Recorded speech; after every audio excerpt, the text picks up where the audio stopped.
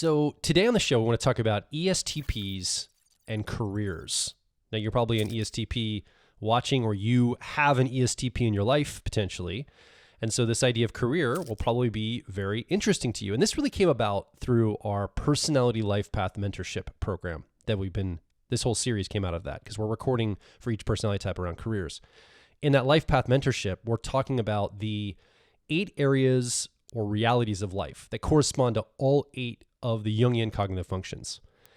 And we've been noticing, so each week we take one of those functions and we go around we talk about the archetypal energy in life and then how it relates to the person and the people in their life and our relationship to that function and how it impacts us in all of this. So that's what the program is. And many people that have joined this program going through this process with us are in the middle of a transition in their life. They're usually transitioning a relationship. There's a new life transition they're making. Maybe they're starting out on something, or they're changing something that has been for a while. And one of the key things that many people are talking about bringing to the table is this concept of careers. And they say, a lot of people are saying either they're starting off on a new career from university or into the world young, but most of our students and pathfinders in that program are actually doing a reevaluation of their current career that they're in. And many are saying, I don't know if I want to keep doing what I've been doing. I'd like to make a change. I'm not sure what that change should look like. What are the principles I should be thinking about? So from those conversations, we realized, there's an opportunity to start talking to you as an ESTP. If you're thinking about career change or even starting out on a career, what are some things, some core principles to think about in deciding what career to pursue? Because if you go on the internet, there's a lot of advice, quote unquote, advice floating around out there. But how should we actually think about this in a mature and consistent, logical way? Yeah.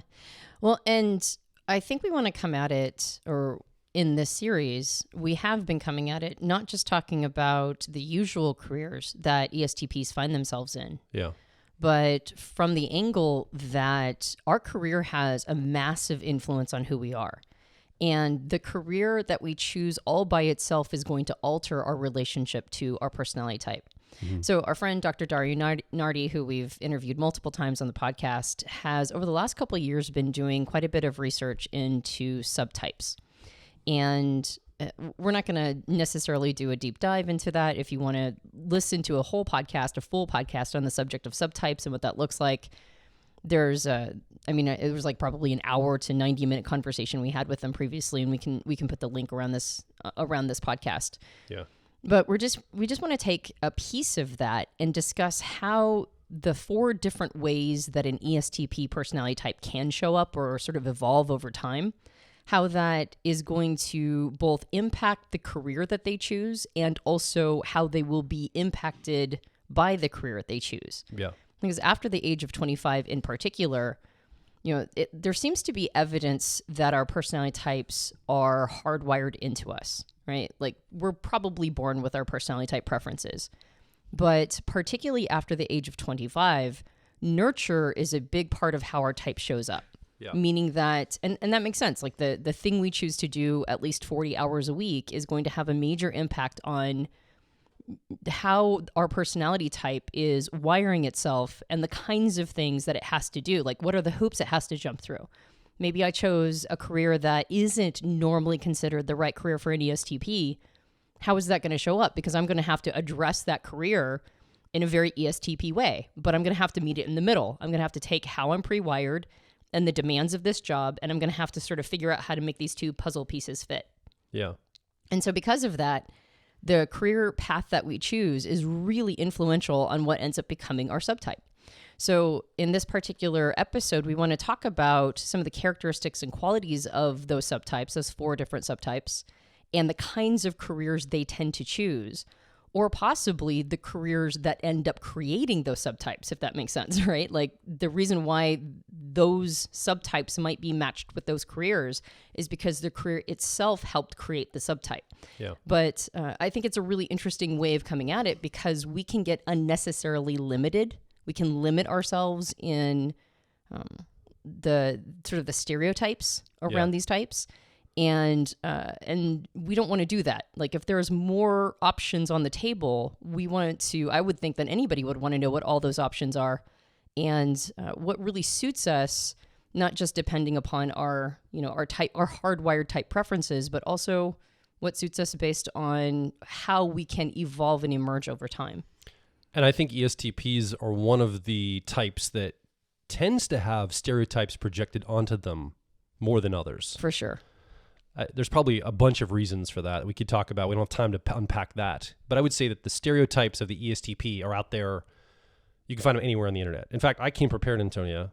I did a quick internet search, and I compiled a list of what the internet says are the top 10 career choices for ESTP. So this is an aggregate, just general search list from the internet. Not, it's not like it's confirmed or anything. So just see if you're an ESTP. Hours and hours and hours of research. It's just like, hey, what are the top 10 careers for ESTPs? So if you were to do a search as an ESTP, these are probably some of the jobs you would come up with. And so see if you're an ESTP right now, see if any of these match what you're currently doing or maybe you've wanted to do or something like that. So number 1, entrepreneur or small business owner. Number 2, salesperson, sales manager. 3, police officer, detective. 4, military officer. 5, athlete coach. 6, emergency service worker. So like first responder, basically firefighter, paramedic, etc. 7, real estate agent or broker. 8, stockbroker or financial advisor. 9, marketing or advertising professional. And 10, event planner or coordinator. I thought that was a really interesting one. I mean, I think there's a lot of reasons for that, but that was an interesting, number 10 was one I wouldn't have expected to be on that stereotypical list. Yeah, it's not a bad list, but just like with all of the top 10 lists, I'm hearing things that would definitely be better suited to certain subtypes than others. Some subtypes wouldn't like some of those at all, and others would flourish in some of those careers. And there's 1 or 2 that isn't on that list at all that is the best for one of the subtypes, which we'll get to eventually.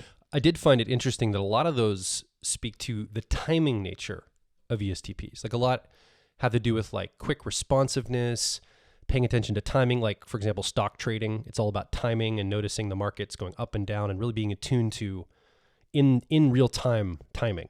So I thought that was a really interesting principle that I got from that list, just as a sense of what maybe an ESTP is attuned to. And a more tactical nature in a lot of it too. Yeah, absolutely. It's less like strategy long-term and more something that requires you to, like you said, be in the moment and respond. Yeah. And I think that there's a component to that, right? Because of how ESTP's cognition is wired. Yeah. But I do think that there are certain flavors of ESTPs that don't mind a longer timeline.